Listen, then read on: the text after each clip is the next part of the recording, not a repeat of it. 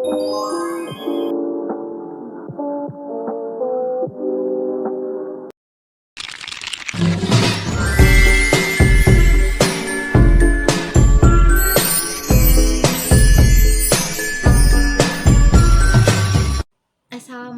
warahmatullahi wabarakatuh. Hello everyone, my name is Aida Mustalifah Walilio, and today we are going to learn about synonym and antonyms. We will talk about their definition, types, example, and how to use them in sentences. Let's begin. Okay, now let's start with the definition. A synonym is a word that has the same or nearly the same meaning as another word. For example, happy and joyful both express a positive emotion. And antonyms is a word that has the opposite meaning of another word. For example, hot and cold describe completely different temperatures. Both are useful tools to improve our communication and vocabulary. And why are they important? Because synonym and antonym help avoid repetition in writing and speaking. They allow us to express idea with more precision and variety. They improve our reading comprehension by helping us understand context. And the last is help us become more fluent in English. Okay, the next is type of synonym. There are five types of synonym. The first is absolute synonyms. Absolute synonyms are words that have exactly the same meaning and can be used interchangeably in any context without changing the meaning of a sentence. The second is partial synonyms. Partial synonyms have very similar meaning but cannot always replace each other because of differences in usage or collocation. And the third is near synonyms. Near synonyms have related meanings but differ in tone, formality, or emotional impact. They are not always interchangeably. And the next is stylistic synonyms. Stylistic synonyms have the same basic meaning but differ in style or register, formal versus informal language. And the last is dialectal synonyms. Dialectal synonyms have the same meaning but are used in different regions or dialects of English. An example types of synonyms. The first is absolute synonyms. The example is couch and sofa.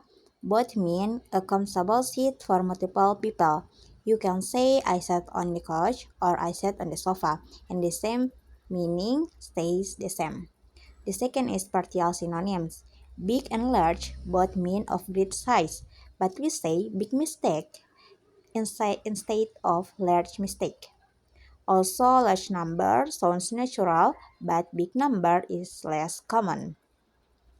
And the third types is near synonyms. The example is ask and request both mean to seek something, but request is more formal and polite. You might say, "Can I ask you a question?" in casual speech, but I would like to request your assistance in a formal manner. And the next is stylistic synonyms. Father and dad. Father is formal and used in official or serious context, if dad is informal and used in casual conversation. And the last is dialectal synonyms. If autumn is commonly used in British English, and fall is the American English term of the same season. Okay, now let's look at how synonyms work in sentence. The first example, in original sentence, the weather is cold. With synonyms, the weather is chilly. Cold and chilly both describe low temperatures, but chilly sounds slightly less intense. The second example is the original sentence is she is a good singer. With synonym, she is talent singer. Talent is a more specific and expressive synonyms for good. These examples show how synonyms can make sentences richer and more descriptive. Okay, next types of antonyms.